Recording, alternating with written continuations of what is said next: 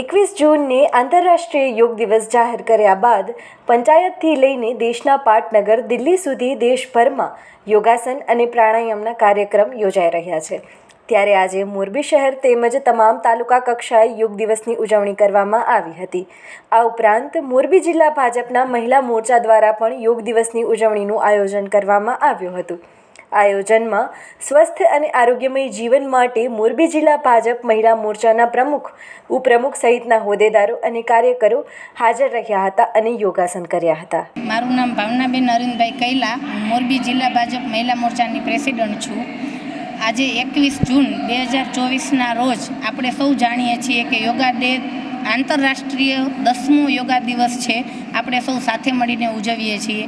આ યોગા દિવસ આપણા વંશ પરંપરાગત આપણા ઘણા બધા ઋષિમુનિઓ આ યોગા કરતા હતા. ત્યાર પછી આપણા માનનીય વડાપ્રધાન શ્રી નરેન્દ્ર મોદી સાહેબે આપણને સ્વસ્થ અને સારું જીવન જીવી શકીએ એના માટે યોગા ડે આંતરરાષ્ટ્રીય લેવલે ચાલુ કરાવેલ છે. એ યોગા ડે નિમિત્તે આજે મોરબી જિલ્લાની અંદર પણ મહિલા મોરચાના બહેનો દ્વારા યોગા ડેનો કાર્યક્રમ કરવામાં આવેલ છે. ઓમ નમસ્તે. મારું નામ મીનાબેન માકડિયા છે. હું પતંજલિમાં 8 વર્ષથી આ નિઃશુલ્ક સેવા આપી રહી છું અને આજના દિવસમાં 21 જૂન યોગ દિવસ આંતરરાષ્ટ્રીય યોગ દિવસમાં ભાવનાબેનના મહિલા મોરચાના પ્રમુખે મને નિમંત્રણ આપ્યું હતું.